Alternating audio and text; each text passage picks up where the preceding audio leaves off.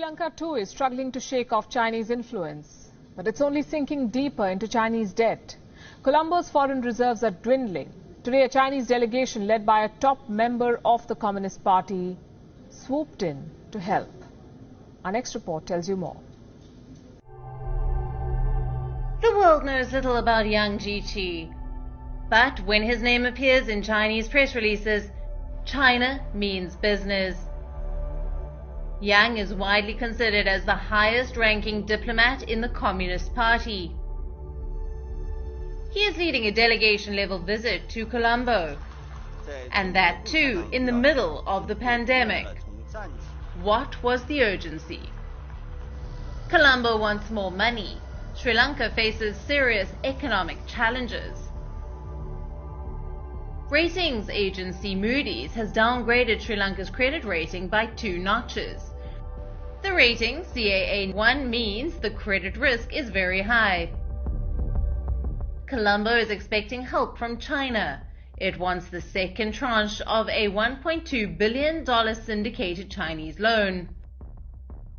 Colombo has received the first tranche of $500 million in March. The pandemic has hit Sri Lanka hard.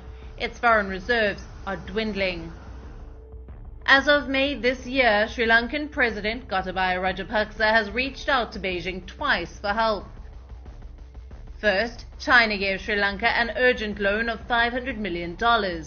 According to reports, these funds were for the fight against the Wuhan virus. Then, Sri Lankan lawmakers approved a decision to borrow $80 million more from the China Development Bank. This money was for the road projects. The International Monetary Fund estimates that by the end of this year, Sri Lanka's net government borrowing will rise to 9.4% of its GDP. There is a hole in the Sri Lankan government's budget, and Colombo is taking more money from Beijing to fill it. Sri Lanka has a huge debt bill for this year. According to a report, Colombo must repay $4.8 billion. Sri Lanka owes a large chunk of this to China. The pandemic has hit government revenues. There is a possibility that Sri Lanka might fall short. By 2018, Sri Lanka owed about $5 billion to China. In 2017, China wrote off $1.1 billion worth of debt in exchange for the rights to the Hambantota port for a 99-year lease. The same port that has now become a symbol of the Chinese debt trap. With the Hambantota port deal, Colombo effectively conceded a part of its sovereign territory to China in exchange for debt relief. But the relief didn't last long. A year later, Sri Lanka borrowed $1 billion again for 8 years.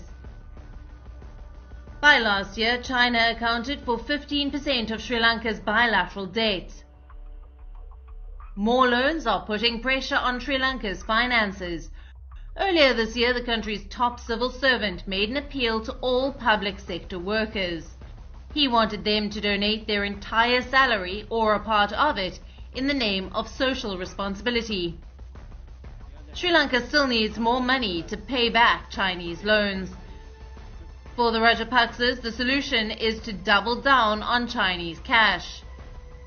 Sri Lanka is now vulnerable to a bigger Chinese takeover.